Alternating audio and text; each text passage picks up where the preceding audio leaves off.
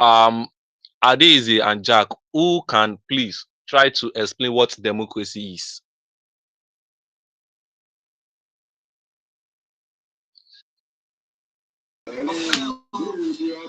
And democracy, as stated by a practitioner, is a government of the people, by the people, and for the people. Okay, thank you very much. Democracy is the government of the people, by the people, and for the people. That is by the man called Abraham Lincoln, former president of the United States of America. So, it would be very, very wrong of me to go into rule of law without explaining how rule of law and separation of power and other principle of other principles are what are related to democracy. So when you look at democracy itself, like I usually tell my people, I tell them democracy is the government of equity. Yes, democracy is the government of equity, partially equality. So when you look at democracy, democracy is the form of government whereby every citizen of the state have a say in the decision affecting their life. So let me explain that. Democracy is the government whereby every citizen of the state have a say in the decision affecting their lives. As we all know, democracy hails from the town Athens. Yes, Greece. Democracy hails from the town Athens, Greece. And when you look at it, Athens established over time. Athens established what we call a city-state. Please, Adeze and Jack, if you know you want me to come back or you want me to explain better, you can simply tell me. So over time, Athens developed what we call a city-state, and the city-state comprised of slaves, male citizens, and the female citizens. So in Athens back then, the male citizens are the one in charge, or are the one they are the one in charge of what of the government. They are the one who form the direct democracy, whereby what every male adult citizen will come out periodically to talk about the decision affecting the state, while the female and the slaves are the slave are neglected. So that is democracy. Is the government whereby every citizen, every qualified, yes, every qualified or eligible citizen comes out periodically to either directly or indirectly engage in the decision affecting their lives. So in every democratic country, I don't want to over buttress democracy because we are still going we are meant to talk about rule of law. So in every democratic country, rule of law is an essential principle. Separation of power is an essential principle of what of democracy. In an ideal democracy, and when I talk about ideal democracy, I'm simply saying the way the scholars view democracy. In an ideal democracy, rule of law, separation of power, checks and balance are very, very essential in the what in the democratic system. And that is why today we'll be talking about rule of law, separation of power, and what and checks and balance. Are we all here, please? Yes, sir. I hope you understand me. Yes, sir. I hope. Okay, let's talk about rule of law. When I look at rule of law, basically, the phrase rule of law was propounded by a 19th century lawyer called Evidaisi. I repeat, the phrase rule of law was propounded by a 19th century lawyer called Evidaisi. According to Evidaisi, he was of the opinion that rule of law is the supremacy. I repeat, rule of law is the supremacy of law over everybody living within the what? The political or a democratic system. I repeat, Evidaisi was of the opinion that rule of law is the supremacy of the law over everybody living within a what? A democratic system. Rule of law is the supremacy of the law over what? Over the rich and the poor, the bourgeoisie and the proletariat, the ruler and the ruled. The law is above everyone living within the what? Living within the system. Are we all there? Yes, sir.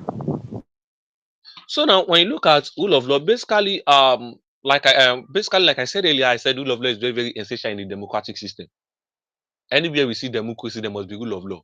We simply state in a democratic system, we simply means in a democratic system, the law, which is the constitution, must be above everybody living within the system. But to some aspects, there's still some limitation of rule of law. Yes, we have some limitations of rule of law. But before getting that, let's talk about the simple principle or the basic principle of what of rule of law. When I look at rule of law, basically, we have three principles, three main principles. Let me put it that way. We have three main principles of what of rule of law. The first is the principle of equality. The second one is the principle of impartiality, and the last one is what is the principle of individual liberty. Yes, individual liberty. So according to Rivida, when we look at the first principle, which is principle of equality, it simply means that what the law of the state should be implemented equally among the citizens. The implementation of the what of the law must be equal towards everybody living within the state, living within what a democratic state. Are we there? So now when you look at when you look at the principle of equality, the principle of equality is simply saying if the son of what of the president kills someone, it should the son of the president should be given the same judgment with that of what of the poorest man of this in the state. That simply means what the law must be equal. Yes, the law must be implemented equally among what among both the rich and the poor, the ruler and the ruled, the bourgeoisie and the proletariat. Are you there? Are you there, please? Jack and Yes, sir. Adeze. Yes, sir. So thank you very much. So now the second principle is the principle of impartiality. I repeat, principle of impartiality. When we talk about the principle of impartiality, this is of the view that what that the law implementer, those who implement the law must not be partial in implementing it. Those who implement the constitution must not be partial in performing their function. And when we talk about those who implement the constitution, we are talking about what the judiciary. Those who interpret the constitution. We are talking about the judiciary. In the process of interpreting the law, the judiciary should not be partial in interpreting it. So now that is what we are talking about. What principle of impartiality? Because a man is your friend, and it is stated in what in the constitution of Lamido State that anybody that kill must be killed. And as what as the chief justice or yes of what of the state, the son of the president kill someone, and I tell the state or I make a judgment that what the son of the president should go to what just 2 years imprisonment. No, I am being partial. And the principle of what the second principle of what rule of law simply states that what then the law what interpreter shouldn't be partial. If I am given the what if I am telling Mr. Lagbaja's son to be killed after he killed someone, I should also tell Mr. Tamedu son to what to be killed after he killed someone. Do you understand that? So the last main principle of rule of law is the principle of individual liberty. Yes, the principle of individual liberty or individual right. Like it is stated, yes, according to evidence, um, every individual on earth is entitled to what a certain aspect of what fundamental human rights. Like we all know, every individual is a citizen of a country or another country. It is either you are a citizen of the country or you are an alien of a what of a country. For example, I am a citizen of Nigeria, while I'm also an alien of what of United States of America. So, and as a citizen of Nigeria, I should be what I should enjoy what a certain what privilege. I should enjoy a certain what right, which is being given by the constitution to the citizen of the state. So now the third and the last main principle of what of rule of law is saying that every individual is entitled to some privileges and rights given by the state to the citizen of the state, which is what we call what fundamental human rights. Are we all there, please? Yes, sir. Ngozi, thank you for coming late. Are we all there, please? Yes. So now that is it. That is the principle of what individual liberty. So now when you look at rule of law, when you look at rule of law, basically, okay, don't let me say when we look at rule of law, let's go back to democracy a little bit.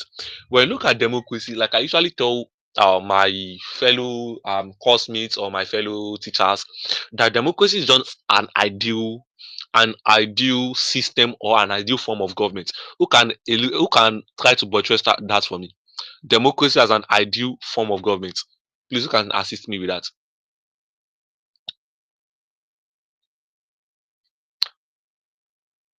Please, who can assist me with that? Jack. Sir? I hope you understand my question. And no, like that we should buttress it in what manner, sir? Like explain it. Why is democracy an ideal form of government?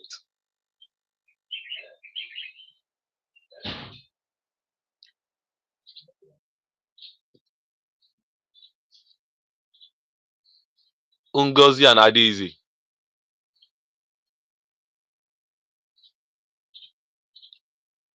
Hello, are we out there?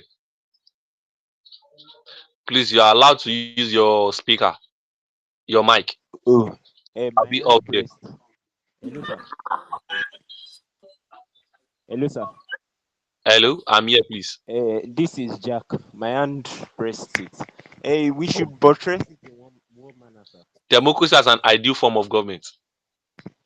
It is an ideal form of government because it is a system of government which allows every individual or citizen of a state to participate in its operation.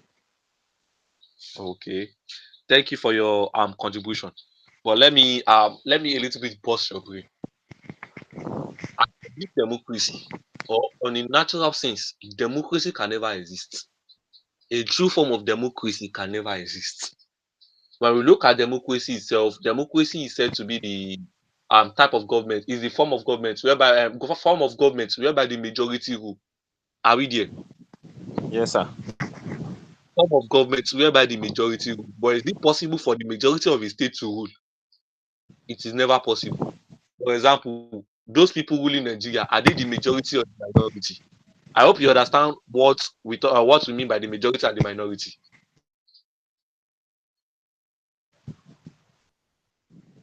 Hello, I hope you understand what we mean by the Hello? majority and the minority. Yes, sir. We understand, sir. So, is it possible for the majority to rule a country? It's not possible. They can only Thank you very select a much. representative. Yes, elected representatives. Just like Kamal said, Kamal made a statement when talking about democracy. He said democracy is a form of government put in place by the bourgeoisie to control the proletariat. It's a form of government brought up by the bourgeoisie to exploit and to subjugate the proletariat. I hope you understand that. So democracy is an ideal form of government that do not Yes. really it do not really it is the government. We believe democracy is the government of equality, but democracy is not the government of equality, but the government of equity. Democracy is not the government of what of the majority, but the government of what or but the government of what of the minority. So when you look at the principle of like I was explaining rule of law. When you look at rule of law also, rule of law is just an ideal term, an ideal phrase. It does not simply it does not it cannot be simply it is not simply applicable in every society and every instances. So that is why we have the limitations of rule of law. And when we talk about the limitations of rule of law, these are how can I explain it? These are those things that hinder the growth of rule of law, the smooth running of rule of law. And like I said earlier, I said rule of law is simply the supremacy of law over everybody living within the system, the democratic system. So now when we talk about the limitations of rule of law, number one limitation I'll be talking about is let's talk about immunity of the parliament. Immunity of the parliament. So let me explain that. But before I explain that, who can explain the meaning of what parliamentary system of government? Parliamentary system of government is a system of government in which there are different head of states and a different head of government. Head of government. So thank you very much. Thank you very much for that. And let me buttress a little bit, or let me move in a little bit into parliamentary system of government, so I could explain what we call immunity of the parliament. So when we talk about When we talk parliamentary about system of parliamentary government, system of parliamentary system of parliamentary system, government is the system of government whereby the head of state is distinct from the head of government. And in a parliamentary system of government, there exists what we call fusion of power, whereby the whereby the power, the executive and the legislative power is being fused in the parliament, and the parliament is above the constitution of the state. And in the state, in a state in a state that is practicing what we call democracy, and also practicing what we call parliamentary system of government, that state we experience we experience what we call parliamentary supremacy, the parliament being above the constitution, not constitutional supremacy. So in a democratic state, rule of law is can be simply hindered by the immunity of the parliament, which simply means the parliament can do and undo without being punished. Are we all there? Please, do you all understand me? Hello, hello,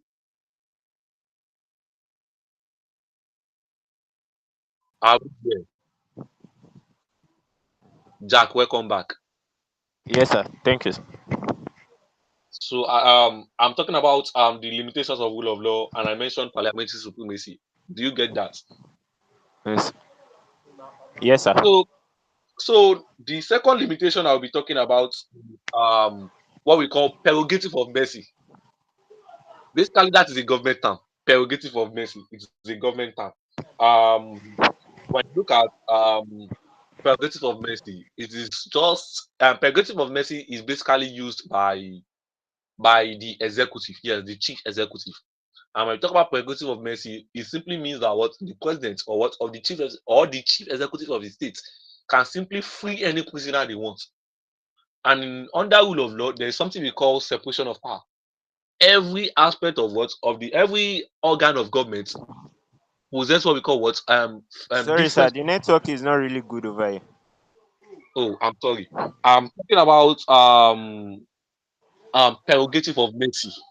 Yes, I Yes, said sir. when we talk about prerogative of mercy, it simply means what the chief head of state or the chief executive can simply free any prisoner they want. Can simply free any prisoner they want. And that is a limitation to the rule of law, because under rule of law, we have what we call separation of power. And under this and separation of power simply means what every the power of what each organ is different and separated from one another. And the power of the judiciary is to punish the offenders. Why now? The prerogative of mercy is saying that the president can free can free any prisoner which is being punished by the judiciary. Do you understand that? That's just what Yes, a sir. limitation to the rule of law. So another one is what we call presidential immunity. Yes, presidential and diplomatic immunity. When we talk about presidential immunity, in under the rule of law, we simply talk about impartiality. We talk about, yes, impartiality. Let's use impartiality. That the law shouldn't be partial. The law offender and the law interpreter shouldn't be partial. But if the president of a state commits an offense, if the president of a state commits an offense, he can never be imprisoned except he is being impeached. So presidential immunity is saying no matter the offense of the president, he must not be but must not be imprisoned except he is being impeached. Why diplomatic immunity is saying that the diplomat or the representative of the state cannot be imprisoned in another state except he's been he's also being impeached. And that is a limitation to the rule of law, which says that the law should be interpreted equally and without partial. Do you understand that? Yes, sir. Do you understand that? So that is also what Yes, sir. a limitation to the rule of law. Another limitation, another key limitation of delay justice. Yes, delay justice. Basically, this aspect of delay justice is basically used to punish what and a is usually used to punish a wicked offender. Yes, a wicked prisoner. For example, a man who has killed a lot of people and they have been looking for him. Anytime they arrest him, and it is stated there's something we call law of habeas corpus in government.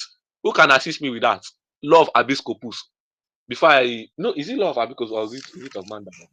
No, it is writ of mandamus. Writ of mandamus. Who can assist me with the word with the meaning of writ of mandamus? Law of what? I'm talking about writ of mandamus now. Law of habeas corpus is another aspect. Writ of mandamus. Mandamus. Writ of mandamus. WRIT of mandamus. Who can assist me with that? Jack Writ of of mandamus. mandamus. Have you ever heard of the word?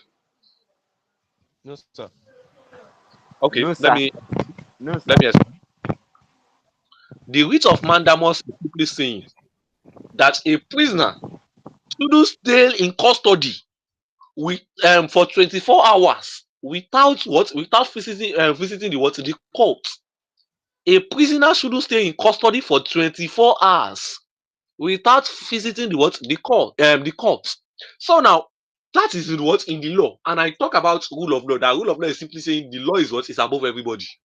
So now there is something we call delayed justice, which is a limitation to the implementation of rule of law. So now after arresting a prisoner, the police officers can delay a prisoner from what for visiting the court. And even after visiting the court, the the judge can also delay what the prisoner from what we call justice. We have over 1,000 people in jail currently in Nigeria that has not received what we call their judgments. Do you understand that? That is just a way to punish them. Yes, Someone sir. they want to give 50 years imprisonment. They want to give him 50 years imprisonment. So he have been what for since 2020. He has been the man is 40 years old. They want to his punishment. If they go ahead with the judgment, he will receive what we call 50 years imprisonment. So now when you look at it, he has been attending the court since 2020, and they have been postponing they have been adjourning the case.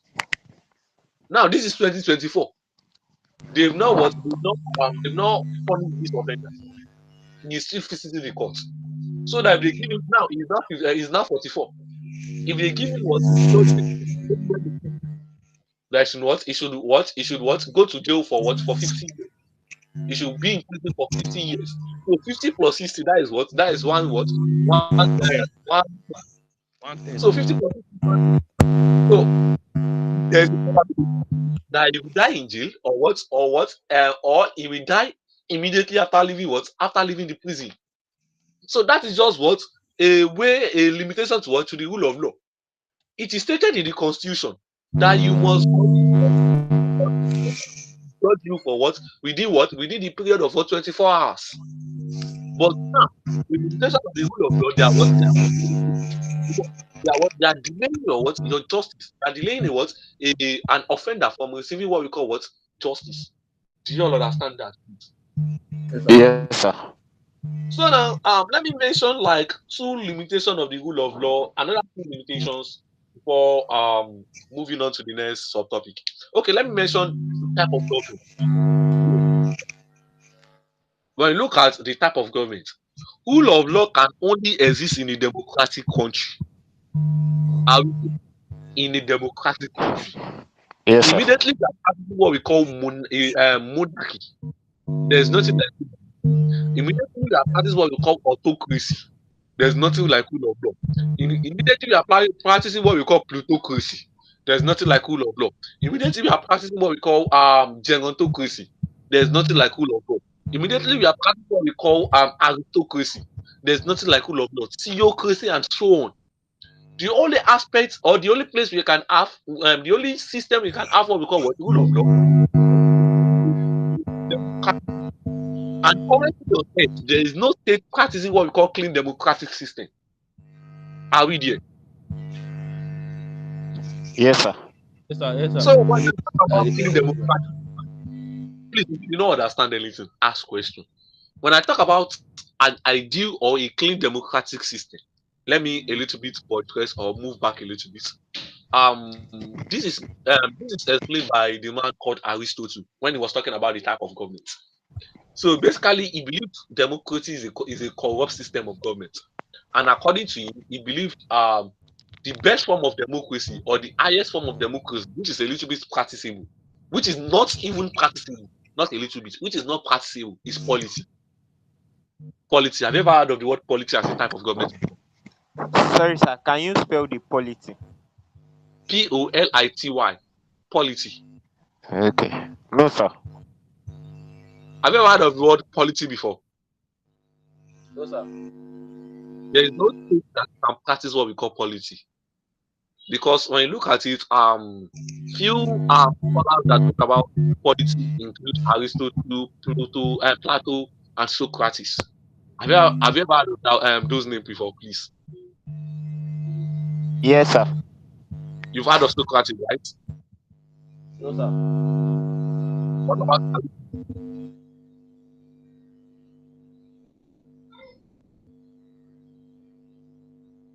Ngozi? Have you ever heard of Aristotle before? No, sir. It's simple assignment. Explain type of government according to Aristotle. Explain Sir? type of government. Explain type of government according to Aristotle.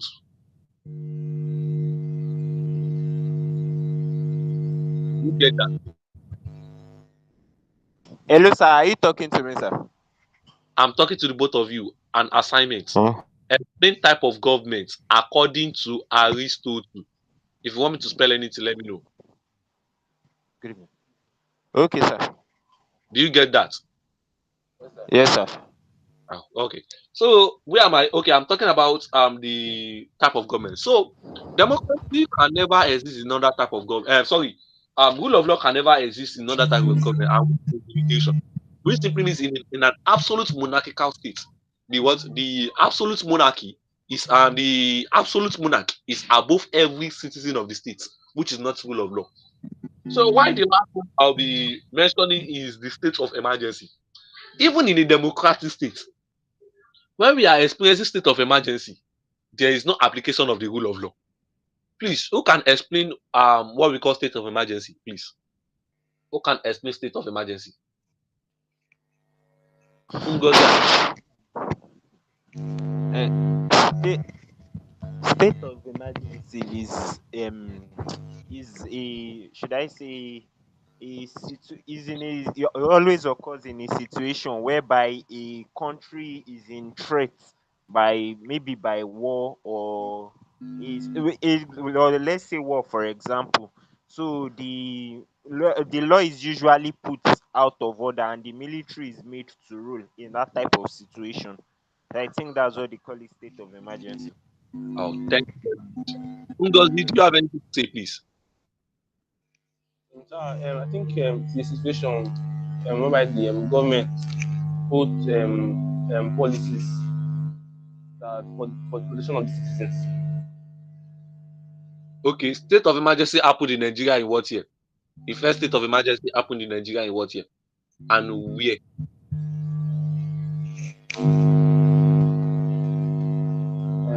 The first state of emergency happened in Nigeria in what year and where?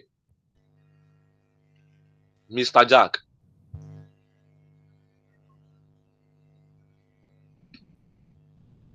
Jack, are you there? Hello, sir. Hello, sir. I'm here. What do you say, sir? I said the first state of emergency happened in Nigeria in what year and where? Uh, that's, I It happened think, in 19. 1962. 90 what? 1962. 1962. Thank you very much. 1962 in Lagos State. Yes, thank you very much. 1962 in Lagos State. So I am not going there. I'm not meant to explain how the state of emergency occurs. So let me just move on. So in a state, when we talk about state of emergency, in a state of emergency, when we are having state of emergency, the democratic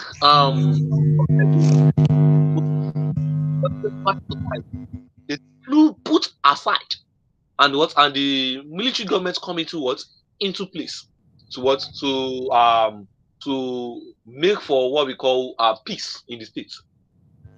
Yes, and in a state of emergency, there's nothing like rule of law, because immediately a military government come into power, their first act, or their first function, is to eradicate the constitution, the major part of the constitution. Do you understand? So now the constitution will not exist anymore. So no law, but they rule through what we call decree or edicts. Do you understand that? So state of emergency is also a limitation to to the implementation of the rule of law. Do we all get that? So come again. Yes, sir. Come Where again. should I? Because where should I pick it? You say state of emergency is something. Okay. State of emergency. I'm saying state of emergency is a situation whereby the democratic system or the democratic government is put aside, and the military government come into place to usher in peace, to usher peace. So, and in this state of emergency, I repeat, in this state of emergency, the implementation of the rule of law does not exist. I repeat, the implementation of the rule of law do not exist. And when you look at in the state of emergency, the military government, when you look at the coming in of the military government, their first act is to eradicate the constitution, and to go through what we call decree and edit. And the constitution is the law, which simply means the implementation of the law do not exist anymore. And when the implementation of the law do not exist anymore, that simply means the law is not above those military officers, which is the limitation of the rule of law. Do you understand that now? Yes, sir. Okay. So now let's talk about fundamental human rights. A subtopic: fundamental human rights. Yes, let's talk about a fundamental human. Let's talk about fundamental human rights. When you look at the citizens of the state, every citizen of the state, every individual on earth is a citizen of one state or the other. I repeat, every individual on earth is a citizen of one state or the other. Mr. Fasasi is a citizen of of the United States of America, and and an alien of Nigeria. Like I was seeing, I asked some students a few years ago that what is an alien? Or they believe an alien is someone that comes from Mars. And so when we talk about an alien simply means someone that is not a citizen of the country is an alien of that country. For example, I am not a citizen of China, but an alien of China. Do you understand? So now when we talk about citizenship, you can be a citizen of Nigeria and still be an alien of America. Do you understand? Why you can also be a citizen of Nigeria and a citizen of America when you acquire what we call dual citizenship. So now when we talk about fundamental human rights, fundamental human rights is simply an inalienable right. I repeat, fundamental human rights is simply an inalienable right given to every citizen of the state. I repeat, fundamental human rights is simply an inalienable right given to every citizen of the state. That is, fundamental human rights is a right that is not given to an alien, but to the citizen of the state. These are privileges enjoyed by by the citizen of a particular state. For example, the fundamental human right of Nigeria is being explained and buttressed in the 1999 Constitution of Nigeria. And every citizen of Nigeria are to enjoy these rights, either the political fundamental human rights or the economic fundamental human rights, or even the social and the civil fundamental human rights. Are we all there? Yes, sir. Ola, Yes, sir. and Yes, sir. So now that is it about what we call what fundamental human rights. And as you know, the United Nations organization have one way or the other um instruct the members of the organization that the citizen of those members must enjoy these rights. For example, the political fundamental human right, we should be talking about the franchise, right to vote and to be voted for. Yes, I have the right to vote, and when I'm up to that age, the right to be also voted for. I have the right to join any political party I want. I have the right to engage in what we call political organizations or political rallies and so on. Those are political fundamental human rights. We have some social and or civil fundamental human rights, like the right to education. Every individual in Nigeria, as stated by the Constitution of Nigeria, have the right to go to school and not to go to school. It is your choice. Do you understand that? Another one is freedom of movement. You have the freedom to go to enter anywhere. Like me and my friend, we went to a plaza a day, and because we do not have money, they don't want to enter. Me, I went in, look around and come out. Because I have the freedom of movement. I can go in and come out if I do not steal anything. Do you all understand that, please? Yes, sir. Do Yes, you sir. all understand that?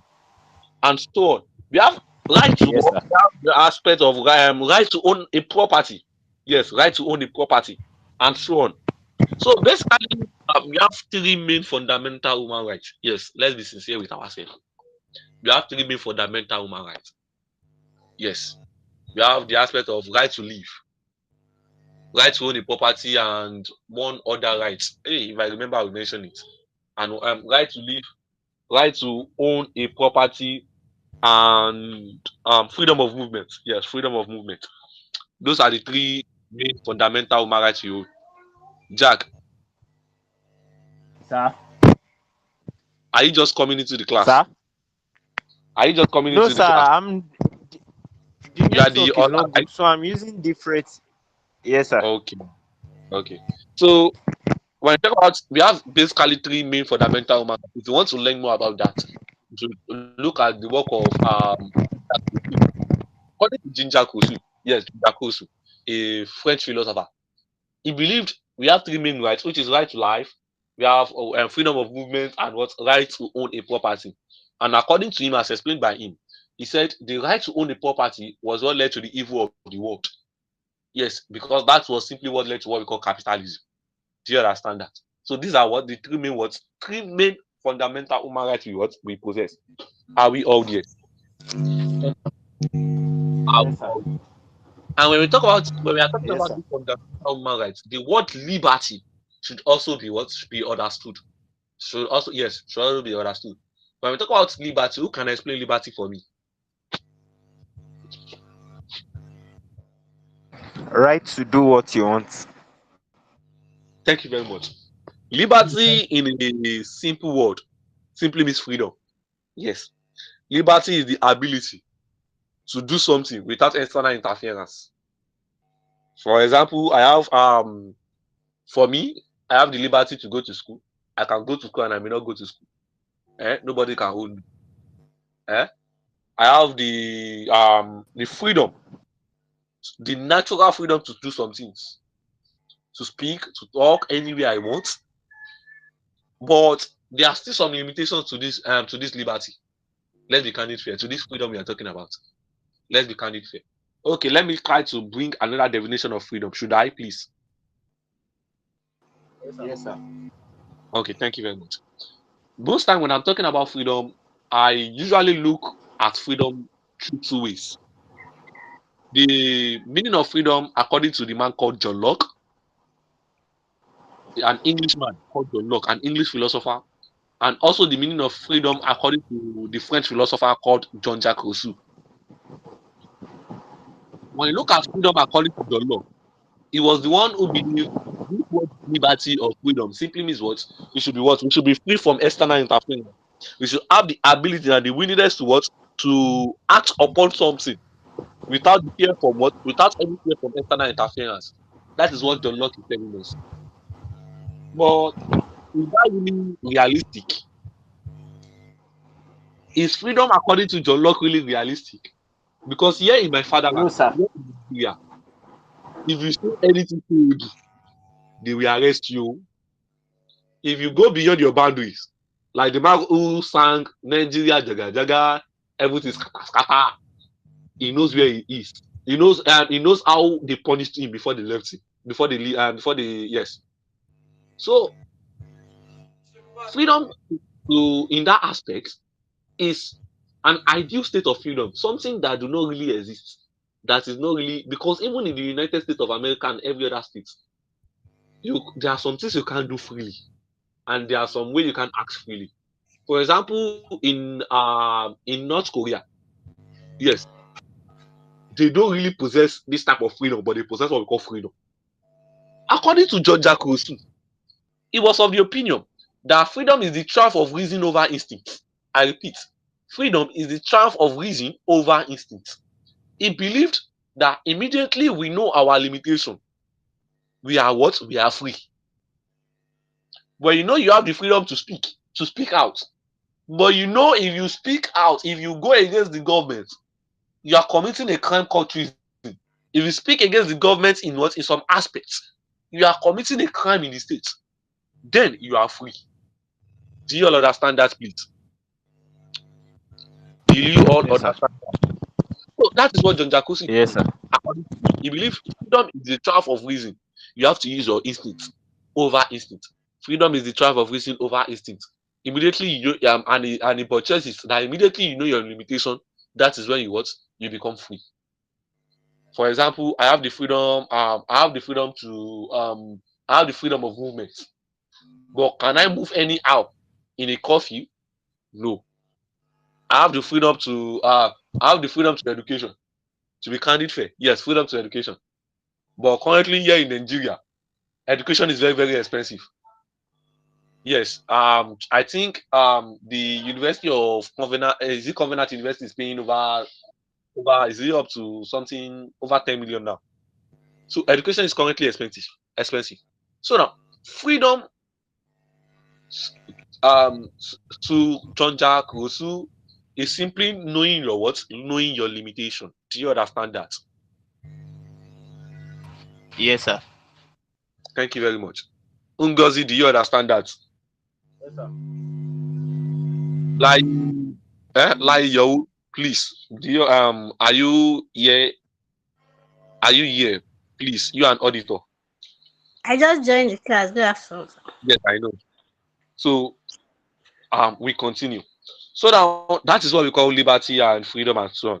So there's this time basically when you attend more of my class, I usually when I'm teaching, I usually bring out what we call JAMB questions. There's this term called constitutionalism. Yes, every year it usually comes out in JAMB. Every year, constitutionalism. So, what do you think constitutionalism is, please? Who can assist us? Jack, constitutionalism. Constitutional. I think that's the practice of the constitution. Okay, Ngozi, auditor, you can speak. So functionalizing, I think is defines what the government can do and what it cannot do. Like it limits So, it. basically, when we talk about constitutionalism is simply the adherence to the constitution. I repeat, constitutionalism is simply the adherence to what? To the constitution. It is based on the belief that the power of various organs is what? Is distinct and different.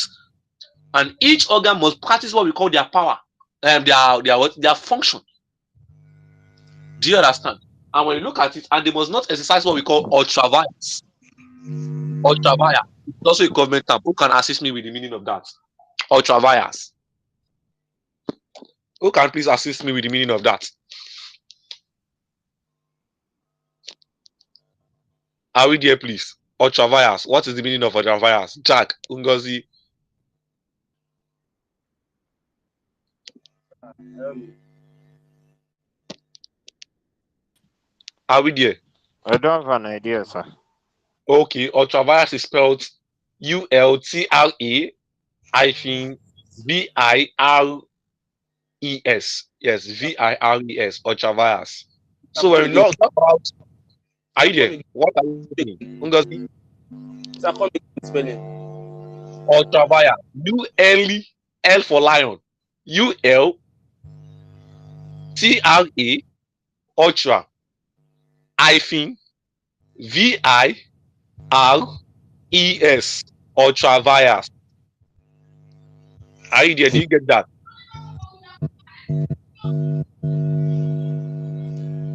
Are you there? Yes, sir. So Yes, sir. ultravirus is simply the situation whereby a political officer or a political official are acting beyond their power.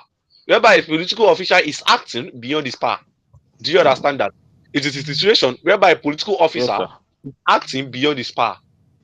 And under constitutionalism, every political officer or every organ of government must act according to the what? To the constitution. They must adhere to the what? To the function given to them by the what? By the constitution. Are we there? Yes, sir. Yes, sir. For example, the function of the legislature is to what? Is to make law. The legislature are not meant to interpret law. Do you understand? They are not the judges. They are the what? They are the senators and the what? And the representatives. They are just meant to what? To what? To make law. Basically, they have some oversight function, but part of their but interpreting law is not part of them. Do you understand? Which simply means what? Them what? Them interpreting law is what? Them practicing the what? The term ultraviolence. Do you understand that? So what constitutionalism is simply telling us is that what? Um every organ of government should adhere, every individual of the state should adhere to the what? To adhere to the what? To the provision of the constitution. Are we all there? Yes, sir. Yes, sir. All there. So like I usually tell people, what is the main function or what is the main reason why we have what we call ultraviolet? Why we have what we call constitutionalism? I usually tell my people is to protect the right of the citizens. Look at it. The executive, legislature, and judiciary can possess what we call hegemony of power if they want to. But it is still this was constitutionalism that make them adhere to the constitution. Do you understand? It is this constitution that shaped the usage that give them the power and shape the usage of your what? Of their power. And without constitutionalism or without the constitution, the what the right of every citizen of the state will be what? Will be tampered and hampered. Do you understand that is? Sir, Do you come again. understand that one? Sir, come again. Which aspect should I come again, please?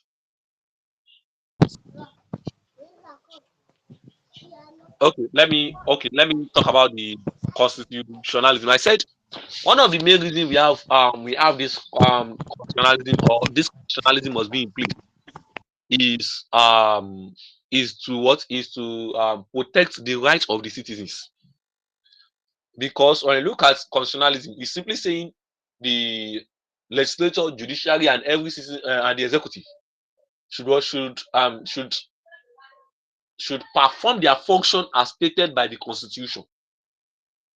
And when you look at it, the constitution is the one that gives the executive their power, and it is also the body that regulates the power of of this organ of government. And that simply means what? The adherence to the constitution, the main reason why they must adhere to the constitution is to protect the right of of you and I, the random citizens. They can possess hegemonic power. They can act beyond their power, ultraviolence. But no matter what, constitutionalism is simply saying they should adhere to the constitution of of the state. And the main purpose we have what we call constitutionalism is for the respect or for the protection of what of the rights of what of every citizens of the state. You understand that now? Yes, sir. Yes, sir. So thank you very much. So now let me now try one way or the other to explain what we call separation of power. Yes, separation of power. Basically, separation of power, the term separation of power usually comes out in every exam. Yes, I can quickly remember someone failed to gain admission into the university because the person failed the question separation of power. Separation of power is just a term. That's just it. It's a term in the democratic society. And what does this term mean? It simply means that what the power of what of every organ of government, I repeat, the power of every arm of government is separated from one another. Yes, separation of power simply means that what the power of every organ of government or the arms of government is separated from one another. And this separation of power is propounded by the man called Baron de Montesquieu. If you want me to spell the name, no problem. Please let me know. Separation Spell of it, power. sir. Okay. Separation of power is propounded by the man called Baron de Montesquieu. The name is spelled Baron. Baron. Baron. Baron. Leave a little bit space. DE. DE. Baron D. And Montesquieu is spelled Montesquieu.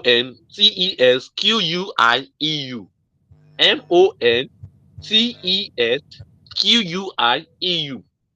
So do we get that? Yes, sir. So separation of power basically propounded by the man called Baron de Montesquieu in his book The Spirit of the State. I repeat, separation of power is propounded by the man called Baron de Montesquieu in his book The Spirit of the State. When you look at according to Baron de Montesquieu, or in his own view, he believed the power of every organ of government should be separated from one another.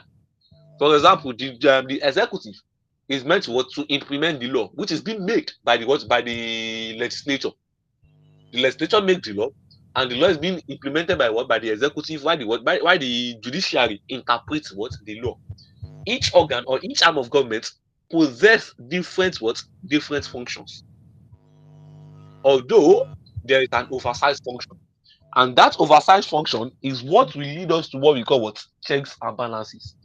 But before going that, let me one way or the other talk about the merits of separation of power.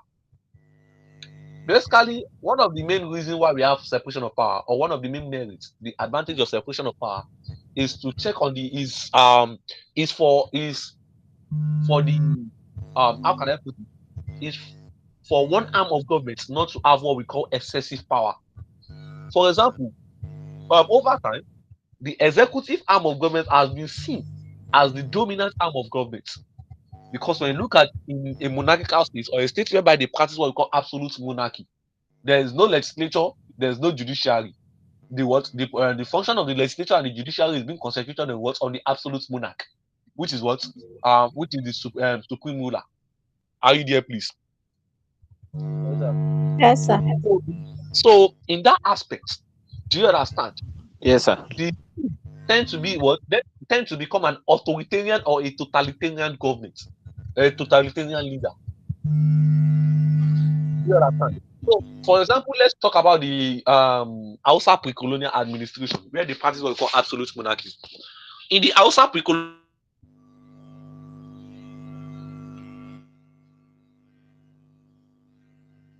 so he possessed some handful officials, but these handful officials are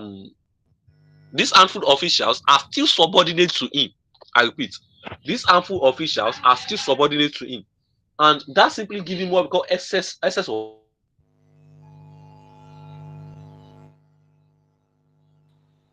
Excess He power. can do and undo. He can misuse these powers. Do you understand that? And what are you there, please? Yes, sir. Hello, are you there? Yes, Yes, sir. sir. Yes, sir.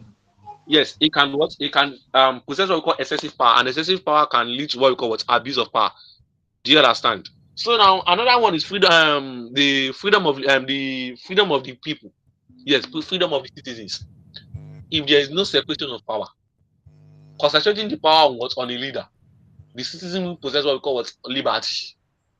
Because that leader will be a totalitarian leader. For example, let's go back.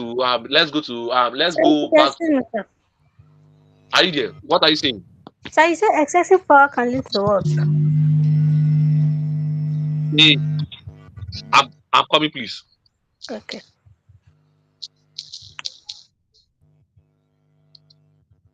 Is this new class? I said excessive power can lead to what we call misuse of power. Excessive power can lead to what we call misuse of power. Do you get Okay. that? Yes, sir.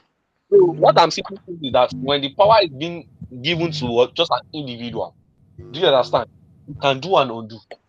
For example, let me try to go back to the period of uh, 1935 when Adolf Hitler. Have you ever heard of the name Adolf Hitler? No, sir. Yes, sir. Yes, Adolf Hitler. Adolf Hitler was the power of the state was trusted upon Adolf Hitler. So due to that, Adolf Hitler was seeing his own race as what? As the superior race, and he was looking at the what? As the mixed blood, who are mostly the Jews, as what? As an inferior race. And that is what led to the what? To the killing of Jews through the what? Guillotine machine in 19 before the Second World War. That is in 1939. Do you understand that? So it is because of the power, the excessive power given to him, that leads to what we call what? The misuse and what? And the killing of what? Of the people. Do you understand that?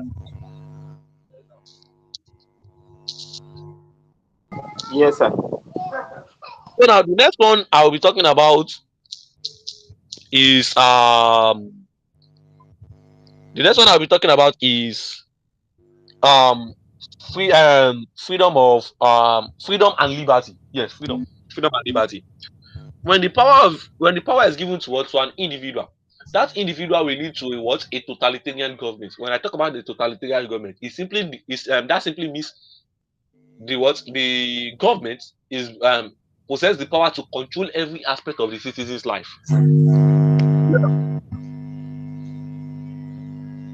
Do you understand that? Hello, are we all there? Yes, sir. Yes, sir. So now, one of the merits of separation of power is what we call what? Freedom and liberty. Separation of power enhances the freedom of the citizen and liberty of what? Of every individual of the state. Because power is not being given to an individual who can one way or the other what? Misuse the power by what? By deciding the daily actions of what? Of the individuals. Do you understand that? Do you understand that? Come No, sir. again. I should come again, right? Yes, sir. I said freedom and liberty. I said freedom and liberty, and I said that is a very big advantage of separation of power, because the power is not being given to what? To an individual. The power is being given to what? To a three different body, sometimes two body. Yes, because the power is being separated. So an arm of government is not too powerful, and they are not able to what? To decide what the citizen's life, the citizen's action. In a totalitarian government, I said without what we call separation of power, a leader will tend to be a totalitarian leader, and a totalitarian leader tend to control the daily activities of what? Of every citizen of the state. But in the states where we have what we call what? Separation of power, when the power is not being given to an individual, are you here? The the individual do not possess excessive power. The individual do not possess too much power and hegemonic power. Let me use that word, hegemonic power. And that simply means, please, if you don't know the meaning of hegemony after my explanation, please ask me. An hegemonic power. And that simply means that the citizen of the state will have the freedom and the what? And the liberty to engage of their democratic system. Do you understand that? Do you understand that, please? Yes, sir. So now, the meaning of hegemony, do you understand it? No, sir. Okay. I should explain, right? Yes, sir. Okay, let me give you a sentence. Let me explain with a sentence. Nigeria possess hegemony in what? In West Africa. Nigeria possess the hegemonic power in West Africa. Or Nigeria is the hegemonic power in West Africa. What do you think that one? What do you think I'm talking about? I'm simply saying Nigeria is what is the superior is the superior country in the region West Africa. Hegemonic power is an excessive when the state possess what possess an excessive power over what when a government possess an excessive power over what over the citizen, or when the state possess an excessive power over every other state within the world within the region. Do you understand that now? Yes, sir. Yes, sir. So now another advantage of separation of power is what we call checks and balance. Yes, checks and balances. But that will make me move into the subtopic checks and balances. So let's talk about a little bit talk about checks and balances. Basically, separation of power most time leads to what checks and balances. When you look at when you look at separation of power, when the power is being separated between the organ, that people they have diverse function. But some aspect or to some extent, each arm of government still have the power to what to take on the power of what other arm of government. For example, let's use the passage of a bill. From the beginning, those who present a bill to the house are most time the executive, the civil servants. Are we all there? Yes, sir. So now the bill is being presented by the executive. So the legislator then pass this bill. Are we there? Pass this bill. So now after passing the bill, the Yes, sir. executive then tend to what to assent the bill again. Do you understand that, please? Are we there? No, sir. You said Okay. the executive tend to do what? I said from the beginning of the bill, those who draft a bill is the executive. Most time, that is why most time we usually call it the public. Those who draft a bill is the executive, especially the civil servants. So now, the bill after drafting the bill, they take the bill to the house, and the bill passes through what through various stages: the first reading, second reading, committee stage, report stage, and so on. So the bill passes through what we call what various stages. But after passing these stages, are we there? The bill will then be taken back. Will be taken and the bill will be taken back to what? To the executive for what we call assent. And who is in charge of assent? The president. Are you there? And the president is the chief executive. Sir, Do you sir, understand this? sir, sir, president in charge of what? The assent of a bill. Are you there? Do you get that? Yes, sir. So are you getting me? So now, Yes, sir. so assent of the bill is just a way. The assent of a bill is just a way of checking on the power of what of the legislatures.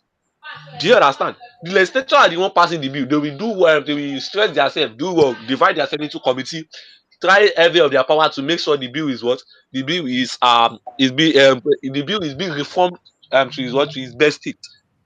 And now the bill will now be taken back to an individual called the president to ask to be what to be assent. Do you understand?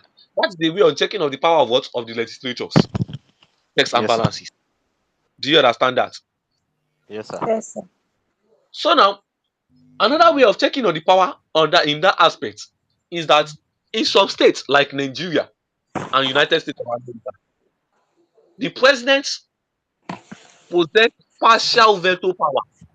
When we talk about veto power, this is the power. This is just the power to say yes or no on a bill. So, but here in Nigeria, the president can say yes, I will not sign. Yes, I will sign. But if the bill is important, the what? The House, which is the House of Senate and House of Representatives, will reverse the bill and the bill will be passed again.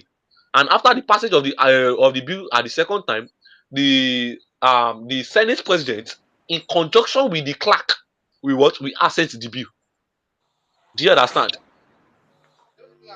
Yes, sir. Do you Yes, sir. understand? So Yes, now sir. that is just See, another till way I'm on busy. checking Till on I'm the power busy. of what? Are you there? Yes, sir. Yes, sir. That is just another way on checking on the power of what of the executive. Another one. Let me go to the appointment of officials. Who appoints the chief justice? The president. Who appoint the permanent secretary? The president. Who appoint the president? But the president can never appoint without the approval of what of the house. Are you there? The president can never appoint without the approval of the house, because that is a way on checking on the power of what of the president, so that he will not appoint through, with the use of what he will not appoint through a bias means.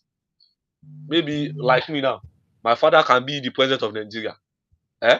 He will just appoint me as the chief justice of Nigeria. Boom, without going to school.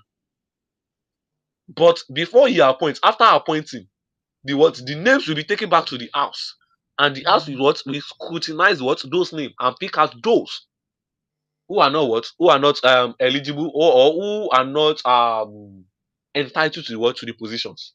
Do you understand that? That is a way on checking on the power of of the president. Do you understand that? Yes, sir. So another way, yes, another way is um the payment of salaries. We all know the executive is in charge of the payment of salaries. Yes, if any judge go against the president can just decide that don't pay his salary. Eh? Do you understand? So that's just a way of checking on the power of the judges. Another one is the impeachment process. Like I usually tell my people that when you look at it, the legislative arm of government is far more powerful than the executive arm of government. But in natural sense, they believe the executive is powerful. But to some extent, in a state whereby the legislative arm of government is different from the executive, the legislative arm of government is very, very powerful, because the legislators can impeach the president if they don't like him. Do you understand that? So, and the process of impeachment is the process which is being used to check on the power of of the bias, or an incompetent president. Do you understand? That is what we call checks and balances. What is check and balances again? Checks and balances is just check and balances simply means that the power of of an arm of government can be simply checked by other arm of government. The activities of an organ of government can be checked can be checked and scrutinized by other arm of government. Any question before I continue? Please, Yes, sir. I want people to ask questions.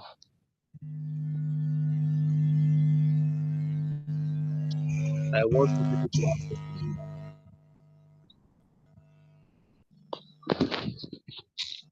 Waiting for your questions. So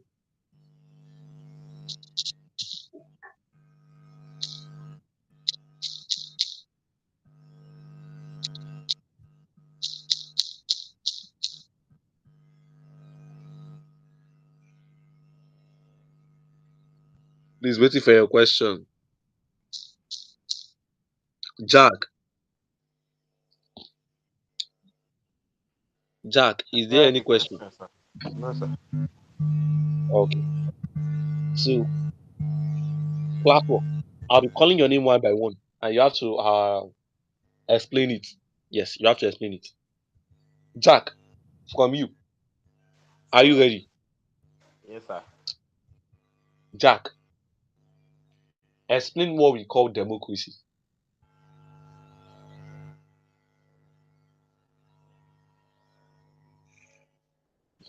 Democracy is, as stated by Abraham Lincoln, is a government of the people, by the people, and for the people.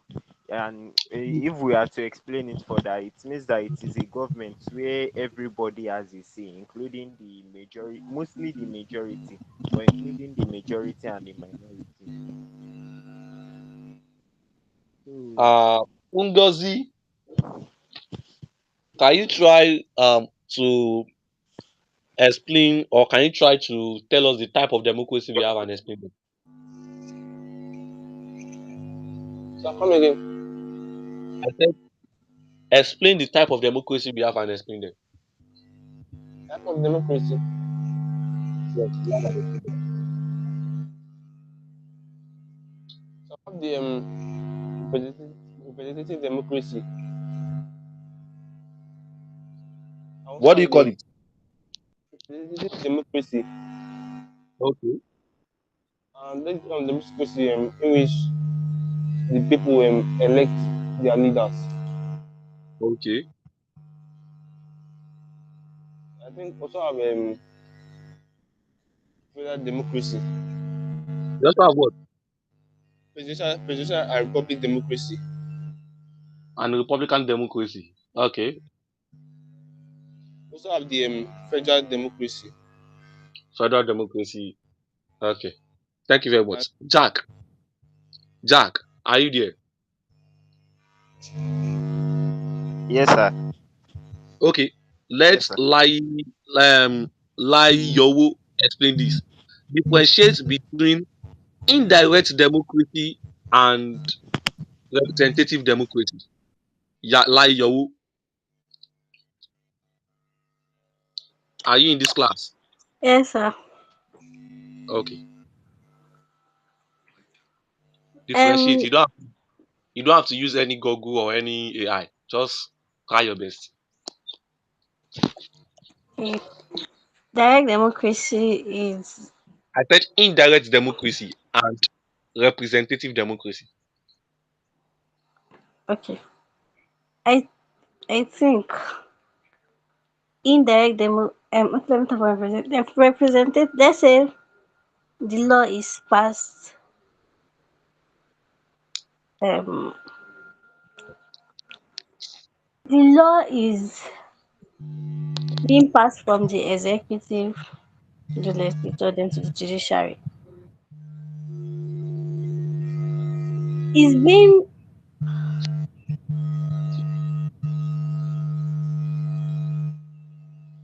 It's been what? it's being passed down from, like, it's not the person that gave the law that is okay. Let's just say a president. The president gives a law or says something. So let's say it's not giving it to the vice president. Lying your Sir, way. We are talking about type of democracy. Oh.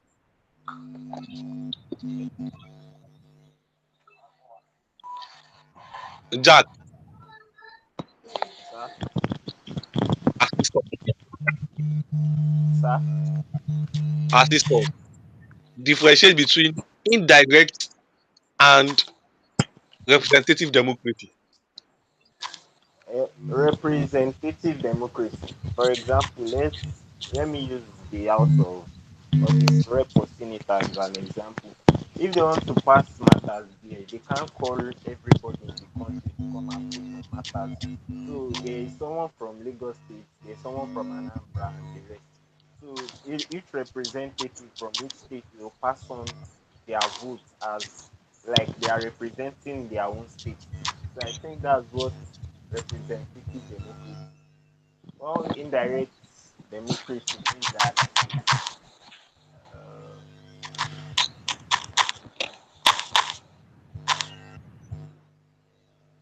uh, indirect democracy is the process of choosing a representative.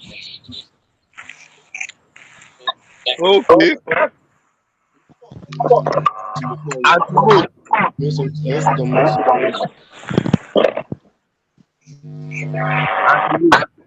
please, Hello? every other person speak on their mic. Uh, Ngozi, your mic, please. Sir? Your mic. Put up the mic.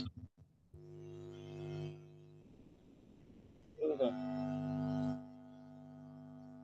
Rose, are you in this class? Yes, sir. Good evening, sir. Good evening, ma. Please, can you differentiate between indirect democracy and representative government or representative democracy? Um, okay. Well, sir, in some like I want to make something clear before I go to the differences. So, um, if you ask some people or some textbooks might say indirect democracy and representative democracy are the same thing, but there are Okay. some differences. I just wanted to make that clear. Okay. So, indirect democracy is when a citizen elects representatives to make laws and policies on their behalfs. Um, and also, representative democracy can be seen as citizens when citizens vote for their representative, who then makes laws and policies. I don't- If that makes Okay. sense. So what do you call how do you explain indirect democracy? Sir, come again. How do you explain indirect democracy? Indirect. Yes. I just okay. Indirect democracy is, like I said, or them using different explanation. Is this system refers to a system in which the people elect representatives that take care of their interest in government. Okay. So let me come in. My dear brothers and sisters, to be candid serious, there are just two type of democracy on earth. Every other type of democracy follow that these two, direct and indirect. You can practice what we call a federal democracy. That simply means a federal state is practicing a democratic state, a democratic democracy, a democratic sorry, is practicing democracy. A republican democracy. That simply means a republican state, a state practicing republicanism is still using what we call democracy, while republicanism itself is democracy. Are we there? And Rose, are you here? Yes, sir. Indirect democracy and representative democracy, they are the same thing, no, but two words being given to them. The same thing, go, go, go, go. When you look at direct democracy when you look at direct and indirect democracy, basically direct democracy do not exist anymore. The only form of direct democracy is plebiscite. Yes, plebiscite. If anyone knows the meaning of plebiscite, and if you do not know, you can just signify or talk out. Plebiscite. So I don't know. But about plebiscite, a plebiscite is a yes and nay election, a yes and no election conducted in a country just for the main purpose of what of just for the concern of a national issue, just for the concern of a national issue. This is being conducted by the citizen for the concern of what of a national issue. There is a slight difference between plebiscite and referendum. Please go and find out. That's the JAMB question. There's a slight difference between plebiscite and referendum. So now let me go back to indirect and representative government, a representative democracy. So let me use representative government. Representative, representative democracy is the situation whereby the citizen of the country choose a representative who is to represent them in a political office. One, indirect democracy is the situation. I repeat, whereby the eligible comes out periodically to choose a representative. So what I'm simply saying is that both of them are the same side. They are the same side of a coin. Indirect this thing is equal to representative government, which is also equal to what a republic, a republican system. Are you there, please? Okay. Are you there? So now the big question now is who can differentiate between direct and indirect democracy? Direct and indirect democracy. Please, who can? Direct democracy is a form of democracy in which everybody in a particular system are come out to have a say on a matter, while indirect democracy is a form in which representatives are selected by the people of the country to help them govern over certain matters. Mr. Jack. Mr. Jack, Sir? you are wrong Sir? immediately you mentioned everybody. everybody can never engage in the democratic system. Okay, let me put it like that. Hello, Everybody sir. here knows, are you there? I'm hearing you, sir. Everybody here knows democracy is from the town Athens, Greece. Yes, or Yes, sir. and Athens is the only place, not the only place, sorry, not the only place. Because even the Igbo pre-colonial administration uses what we call direct democracy. Athens is one of the only place that uses direct democracy. But when you look at it in Athens over time developed what we call a city state. And the city state is being occupied by certain set of people. Should I mention them? Yes, sir. Come again. No, you said the slave, the The slave, the what, the male and the what and the females. Do you understand? So now out of these three set of people, come again, sir. I said Athens, where democracy grew from or comes from, um, developed a city state. When we talk about a city state is just a small society whereby the state or the city state, the territory of the city state can be viewed by what when you climb the top roof of the compound. It is very very small. But in the city state, it's comprised of the male, the female, and the slaves. Yes, it is good people three. Male, female, and the slave. Why we have more slaves than more citizens? You understand? More slaves than more citizens. So now, when you look at the male are the only one engaging in what we call the democratic system. That's why I usually tell my people when you want to define direct democracy, tell us it is a situation whereby the eligible citizens, because it is only the males that engage in what in a direct democracy. Do you understand me? Only the males.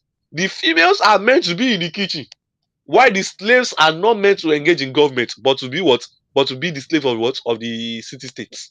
And that also happened in the Igbo pre-colonial administration, whereby every association which is being formed were formed by what? By the males. For example, the Ofo title holders, the even in the family, the head of the family is the Ofo itself is the head of the family, which is the eldest male of the family. Do you understand? You have the also title holders, who is always a male, while the female are meant to be what? To be in the kitchen and also to be a what? A graduate.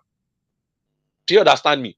And that simply means a direct democracy does not engage everybody, but just what? Qualified citizens. And those qualified citizens are just what? Adult male citizens. Do you understand that? Yes, sir. So now, if I want to define that, I will say direct democracy is a situation whereby adult citizens comes out periodically to talk about the decision affecting their lives. They talked about it directly. At the best, we have the full square, just like a circle. Everybody will come. Not everybody, sorry, every adult male will come and discuss about the decision affecting their lives. But when we talk about indirect democracy or representative democracy, it is a situation whereby qualified citizens comes out periodically to choose their representative. That is why they call it representative government or representative democracy. It is a situation whereby they comes out periodically to choose their representative. Example of a country, every democratic country currently practices indirect democracy. For example, Nigeria. The 2023 election is a very good example. Every qualified citizens, my father and your father, and every other adult citizens comes out periodically, or comes out during the election to choose their representative. Do you understand? In which most people chose Tinubu. Please, I do not know, but let's just say most people chose Tinubu. Do you understand that? And Tinubu became the president of Nigeria as the representative of the citizens of Nigeria. Do you understand that? Do you understand that? Yes, sir. So we have just 30, sorry, just 26 minutes left. And let's just start to talk about other principle of democracy. So we still have the likes of we talk about separation of power, we talk about checks and balances, representative government is the situation or is a state. A representative government is most time refers to indirect democracy. I talked about it. Most time refers to indirect democracy. And when you look at it, it's a situation whereby what the state is being governed by democratically elected representative. Yes. So please, are we here? Yes, sir. Yes, sir. So let's talk about centralization. Should we talk about that? Centralization. Yes, sir. So now, please, what is centralization? So, Basically, yeah, you- are you telling me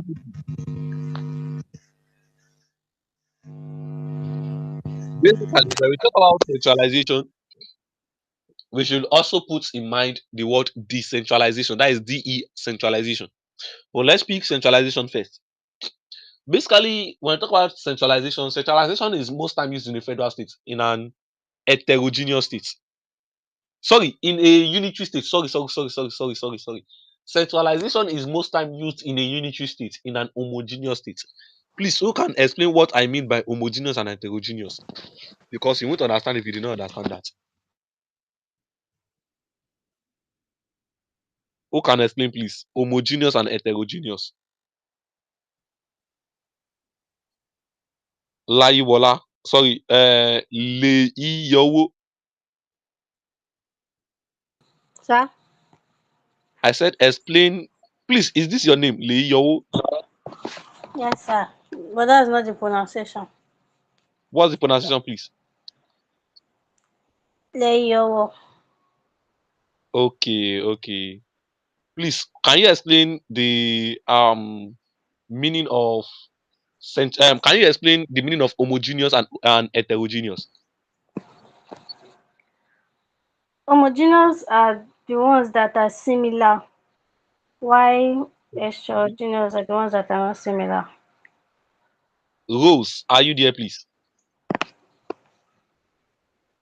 yes, sir. Can you please assist her more? Oh, okay. Homogeneous means like something that's uniform, like something that's uniform in composition or character, like she said, that the same and they are like so. Okay. Then So, heterogeneous is like something that is non-uniform, like separate. They're not the same. They're different. so Jack, are you there? I think Is hello, Nigeria sir. is Nigeria an heterogeneous state or an homogeneous state? Heterogeneous state, sir. Ngozi, No, why is Nigeria an heterogeneous state?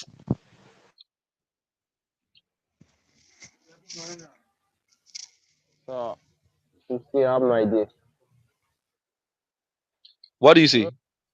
I'm not really conversant with that topic, so I have no idea. Okay.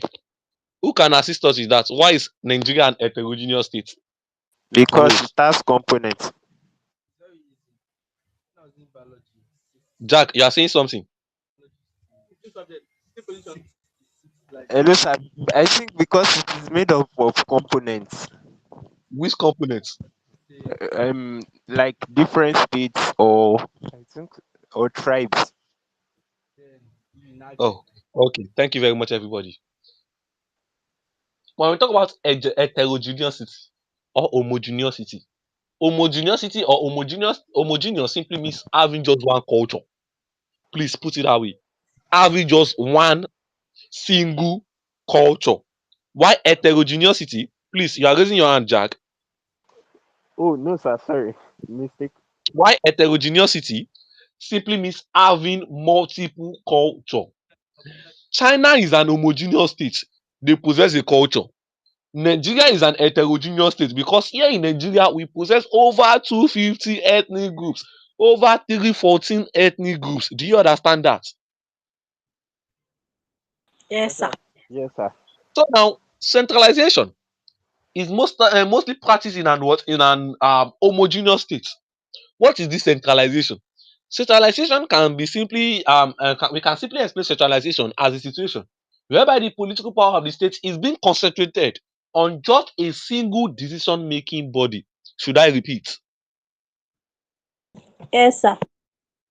I said centralization is the situation whereby the political power of the state is being concentrated or located on a single decision making body. Do you get that? Yes, sir. Yes, sir. In this setting, in a centralized state, we usually practice what we call what a unitary system of government. In a centralized state, we usually practice what we call what a unitary system of government. Example of countries which using this centralized system includes Britain, France, and so on. Nigeria, for example, uses centralization or unitary system of government in what year? Please, who can assist me? Nigeria uses unitary system of government in what year? Or used because it is past. Nigeria used unitary system of government in what year? I think 1970 something. Who can assist me? I think 1970 something. Okay. Jack, do you have any opinion? I can't, I don't actually remember the year, I but I think remember when 1963. Okay. Rose, no, so I wanted to say when a military leader formulated Decree 34. Decree 34. Thank you very much. When the military leader formulated Decree 34, who formulated Decree 34? Yes. Who Hmm. formulated Decree 34? Yeah. Decree 34 was formulated or was implemented by I cannot actually remember. I just remember the stuff like I just wanted to say. I think uh, I think it was Tafawa or Yakub. I think it what was did you say, please? Yakubu one. I think Yakubu. Or Tafawa Balewa. Sorry. I do not want to pronounce this name again, I think but I think Aguiyi or Murtala Mohammed. okay. I Tafawa did not want to Balewa. pronounce this name again. I did not want to pronounce this name again. But can I spell it out? Lehi, please. You know I'm talking to you, please. Oh, can you assist us? Sir, I Okay, should assist you with who formulated. yes. I don't know the answer for that. Decree 34. So let me just try to say it. And let me try to explain. Basically, Decree 34 of 1966. Always remember the full details. Decree 34 of 1966. And this was formulated by the man called Aguiyi Ironsi. Aguiyi Ironsi. It was formulated by the man called Aguiyi Ironsi, Decree 34 of 1966, the first head of state of Nigeria, the first military head of state of Nigeria. Basically, Aguiyi Ironsi came into power and he was trying to exercise the centralization of power, concentrating the power on only the what on only the military central government. And at that and at that time, he was trying to unite Nigeria. But Nigeria, as an heterogeneous state, can never be united. We can never be one. It is not possible. So that was what led to the what death and the failure of Aguiyi Ironsi. So now, what I'm just saying is that centralization is used in a unitary state. Any question?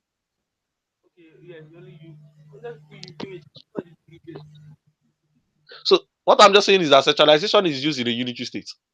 And when we talk about centralization, this is simply the situation whereby the political power of the state is being concentrated on an individual who is what? Who is always on an individual who is always an authoritarian leader. Yes, who is always an authoritarian leader. When I say authoritarian leader, I mean a leader that cannot be questioned. Yes. Example of authoritarian leader that have once once existed that the world have ever experienced is the likes of what's the name of this man? Adolf Hitler, Benito Mussolini, Genghis the Khan. Yes, thank you very much. And so on. So now that is centralization. So when you look at reason why we have centralization, one of the reasons why some states exercise what we call centralization is number one, the homogeneity of the states. Maybe in that state they possess what we call one culture, like China. China possess what we call one culture. That is why they see what we call centralization. North Korea possess what we call one culture. That's why the power in North Korea is being concentrated on their president. You know, the head of state of North Korea is the god of North Korea. Yes or no? Do you know that? Yeah. Yes, sir. Yes. When you look at North Korea, their New Year is always celebrated. During their president,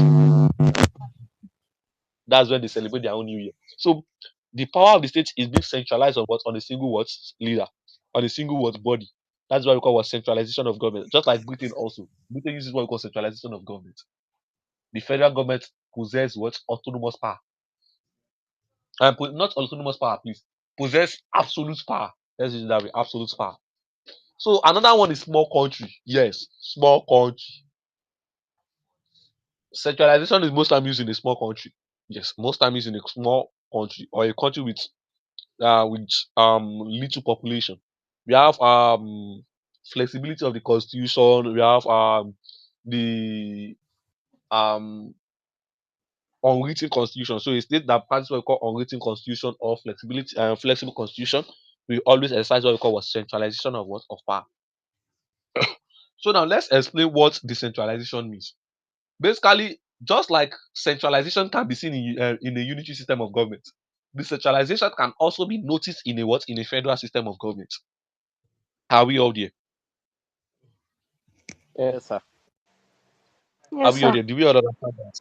So now, Yes, sir. when we talk about decentralization is simply the sharing of power among the what? Among the tiers of government. Yes, the sharing of power among the tiers of government, and that is where federalism comes into play. So I won't be buttressing more on that. Maybe a day when we are talking about federalism and so on, we what talk more about it.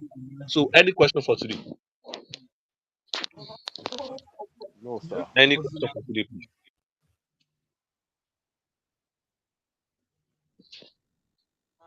Any question for today?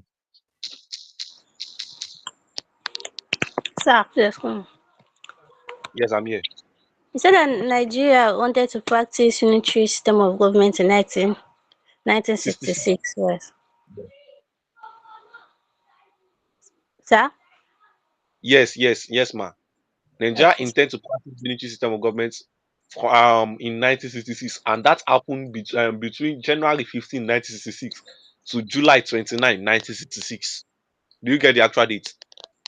January 15 to July 29. 1966, during the That, administration of Agunyi Irozi. okay, sir. Did I answer your question? Yes, sir. Thanks, sir. Okay. Who again? Any question, please? You can ask any question concerning government. You are free to. Who again, please?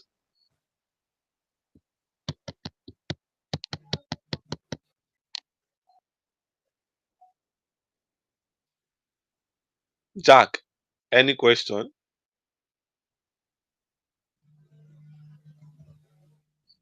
No, sir. Rose, any question? Do you understand everything we've been talking about? Yes, sir. Yeah, you came into the class late, right? Yes. Yeah, sorry. Basically, anytime, But anytime I'm go on. teaching, I usually come to the class early. Yes, I'm someone that does not like wastage of time. I'm I don't sorry know for the starting. sorry, I don't know there was class, so like Okay. So you can ask, like I said, you can ask any question concerning government. Maybe you think you do not understand anything, you are free to ask. I will explain.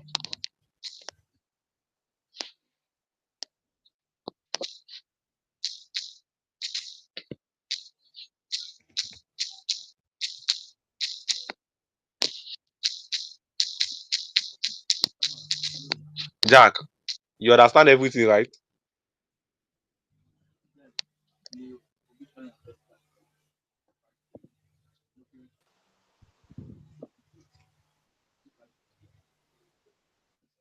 Jack, you don't have any question concerning government. No, sir. Ngozi, what about you? I have one No, sir. question. What about rules? That's what I'm saying. I have one question to ask. Okay, Okay, so if we are asked why is civilian government better than military government, or military government better than civilian government? okay. Basically, though this question is an interactive question and a debatable question. Yes, an debatable question. When you look at it, to some aspects, civilian government is better. Why to some aspects, military government is better. It depends on how that country experiences it and how those in power exercise their function and power. Here in Nigeria, my dear, can we say civilian government is better? Can we say military government is better? But for me, here in Nigeria, I believe military government is better. Why? Because we have the freedom. Yes, because we have the constitution that give us what our freedom. Why to some people they believe like my dad. Anytime we talk about this thing, my dad will say how military government wally.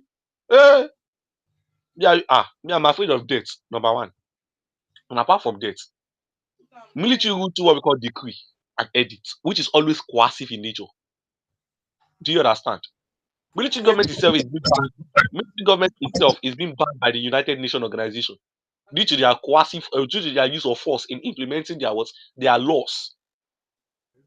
Do you understand? So military government to some extent is a very bad government, and not again. Military government can lead to what we call totalitarianism. What do we call totalitarianism? When the states have total control over the citizen's life. Military government can lead to authoritarianism. It can also lead to what we call tyranny. A cruel government, a wicked leader can come into place through what we call coup d'etat. Do you understand that? Yes, sir. Yes, sir. So when you look at a democratic government, we are the one that we choose our representative. And after 4 years, or after or the years stated in the constitution, we will have to choose another person. If that leader is a wrong and poor leader and a wicked leader, we will choose another person. Do you understand that? That's another aspect of it. We will choose our choice. And after another year, maybe 4 or 5 years, we conduct another election, we have another choice.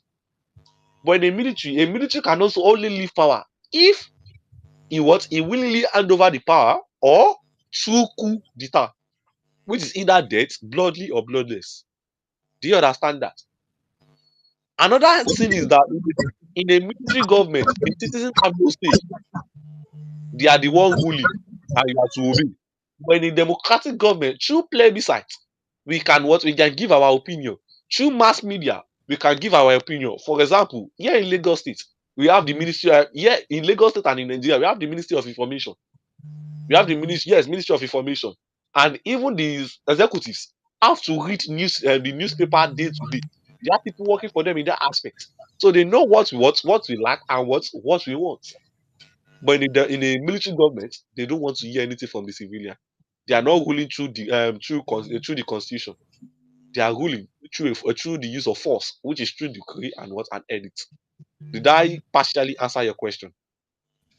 Yes, sir. Any question again? So to some people, to some states, military government is good for them. Oh. Why to some states they prefer civilian government? But here in Nigeria, civilian government is the best. So you said something like you prefer military governments because of the constitution or something. Yes, because of the usage of the constitution. I prefer civilian government because of the usage of the constitution, constitutionalism. My rights is being protected by the constitution. But in a military system, there's nothing like individual rights, individual liberty. The military leader go through force. They can tell you if you do not kill in the garage, you will receive textbook of game. You will receive it. Yes, and they go through the clear and edit, which is true force. Do you understand that? Yes, sir. Do you understand that? So, but in a civilian system, in a democratic system, it is through what we call constitutionality, through the constitution.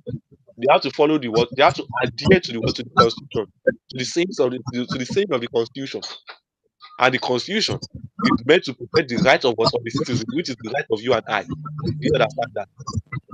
So, Yeah. but we have had so many achievements from the military rule, like in Nigeria. Like the achievements are more than like the advantages are more than the disadvantages. You understand what I mean? Okay, I understand you, but to be candid here, eh, the problem we are in today is being caused by the military government. Do you understand? No civilian government can be corrupt like the military government. It is not possible. Till date, we are still receiving Abacha loot from France and other countries. Abacha tó ti kú tipẹ́tipẹ́. Even if there is a rumor that the wife of Abacha is telling Dangote that he can never marry a poor man like Dangote, the richest man in Africa. Oh. Yes, there's a rumor like that. So the logic there is that no matter how they are good, the civilian government is very, very, very, very cruel and corrupt. No civilian government is as corrupt as the military government. Oh. Yes, no civilian government is as corrupt. The best military government Nigeria have ever exist that has ever existed in Nigeria is Murtala Mohammed and Obasanjo. They are the best so far that have ever existed in Nigeria. And when you look at the problem of Nigeria started during the military government, they caused the problem of our country. The major problem, not all though, the major problem in this country. Do you understand that?